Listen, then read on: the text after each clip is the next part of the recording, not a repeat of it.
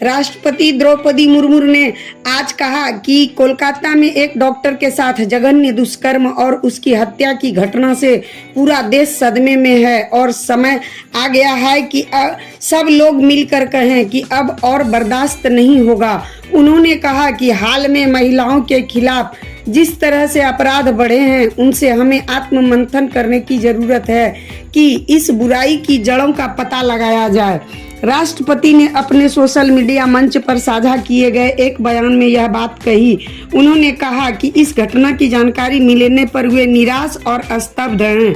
राष्ट्रपति मुर्मू ने कहा कि सबसे दुखद तथ्य है कि यह केवल एक अकेली घटना नहीं है बल्कि महिलाओं के खिलाफ अपराधों की श्रृंखला की एक कड़ी है। उन्होंने कहा कि कोलकाता में जब छात्र, डॉक्टर और लोग इस घटना पर विरोध प्रदर्शन कर रहे थे तो अपराधी कहीं और ही निडर घूम रहे थे। राष्ट्रपति ने कहा कि महिलाओं पर हो रहे अत्याचारों में छोटी छोटी बालिकाएं भी है और कोई भी सभ्य समाज बहनों और बेटियों को इस प्रकार के अत्याचारों का शिकार बनने को बर्दाश्त नहीं कर सकता। उन्होंने कहा कि ऐसी घटनाओं से देश भर में रोष व्याप्त होना स्वाभाविक है।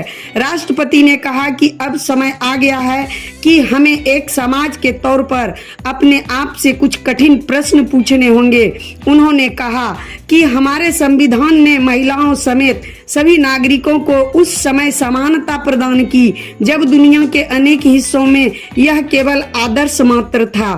राष्ट्रपति ने कहा कि नागरिक समाज आगे आया और इस संबंध में राज्य के प्रयासों में सहायता की। उन्होंने कहा कि समाज के सभी क्षेत्रों में दूरदर्शी नेताओं ने लैंगिक समानता पर जोर दिया।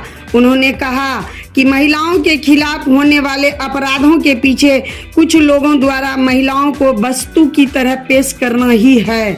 ऐसे लोगों के मन में यह बात गहराई तक बैठी हुई है। राष्ट्रपति ने कहा कि दुर्भाग्य से भारत में ही नहीं बल्कि दुनिया भर में यही स्थिति है। राष्ट्रपति मुर्मू ने दिल्ली के निर्भया कांड को याद करते हुए कहा कि दिसंबर 2012 में देशवासियों का उस क्रूरता से सामना हुआ जब एक युवती के साथ सामूहिक दुष्कर्म कर उसकी हत्या कर दी गई थी। देश में इस घटना से सदमा और गुस्सा था। लोगों ने यह ठान लिया था कि किसी भी निर्भया का यही हश्र नहीं होने देंगे। राष्ट्रपति मुर्मू ने कहा कि यह देश के लोगों का दायित्व है कि वे अपनी बेटियों को भय से मुक्त करने के रास्ते की सभी बाधाओं को दूर करें। धन्यवाद।